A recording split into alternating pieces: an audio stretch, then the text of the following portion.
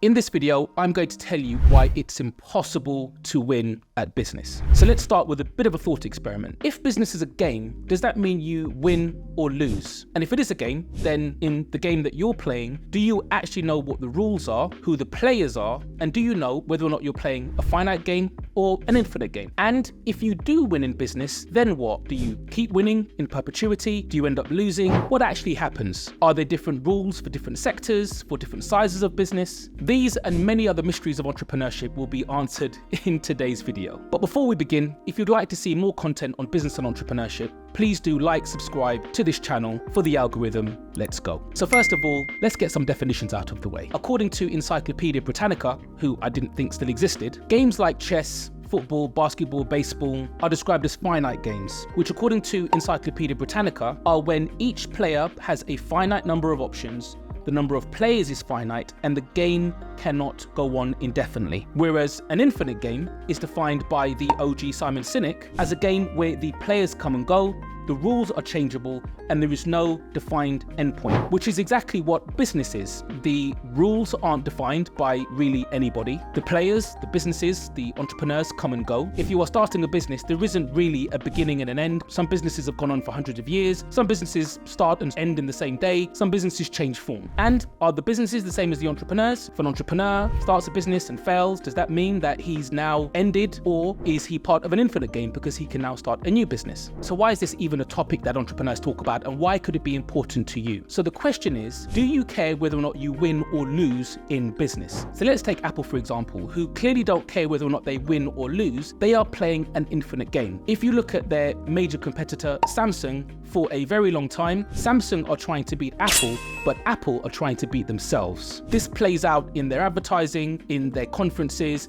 and even in the chatter amongst Apple and Samsung fanboys and girls. And then you've got to think to yourself, in the world of entrepreneurship, there's always the big giant incumbent, right? So if you want to topple or beat or win against the giant incumbent business in your particular sector, and you become that giant, what then happens? It means that the cycle repeats, and there is going to be a smaller business who is going to want to take you out, and therefore the game continues and is infinite. But should you care whether or not you are the big incumbent and you are seemingly taken over by a smaller business, or do you just change shape, form, and do something else? Or do you simply compete? A great example of this is a company called Masterclass. Not sponsoring this video, but I've used their product for about a year, and initially I was thinking, well, there are celebrities who do videos on YouTube and they are giving masterclasses.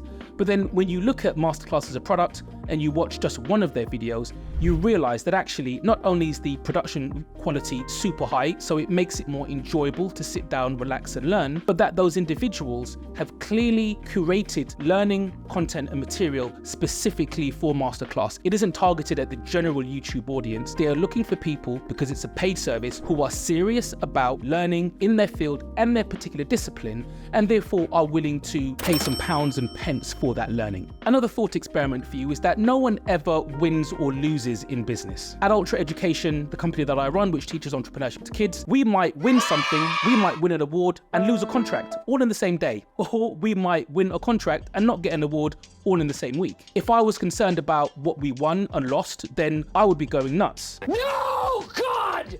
But because I know that as a company, we're going to be here for at least 100 years, maybe a few hundred, I'm not worried about short-term wins and losses. We're not here to win or lose, we are here to be. I remember when Netflix back in 1998 was a small mail order business, and they went up against the big incumbent to try and win the mail order DVD war, and you could argue that they lost until they thought to themselves, what are we actually trying to do? In terms of a customer-focused approach, they wanted to make it easier for people to watch movies and access content. With the advent of the internet, perhaps the internet is going to be the way in the future that our customers are going to digest content, and that DVDs may go the way of the dinosaur. That instinct in Netflix was correct, because they could see that there were loads of big players and infrastructure changing around technology, and that this was going on an upward trend. Whereas Blockbuster held on for dear life and they went the way of the dinosaurs. So in that instance, even though Netflix seemingly lost the battle with Blockbuster, they have clearly won the war in streaming. So winning or losing is really about a mindset. Did you win and then chill and then get taken over by the new young whippersnapper? Or did you lose and get motivated to do better? So someone could win and still lose, and someone could lose and still win. It's all about the mindset. And in reality, it's better to celebrate both wins and losses and unpack them as learnings, because those are the only things that we can take forward with us. But this only works if you're really about your industry and you intend to be there for a very long time. So in conclusion, if you are in business, by default, it is impossible for you to win or lose. Those instances are simply points along the pathway of a business or an entrepreneur's journey. And if you think about winning because you think winning is going to make me feel great and that's the reason why I want to do it, then all you need to do is to Google gold medal syndrome, and you'll find that winning without having a real purpose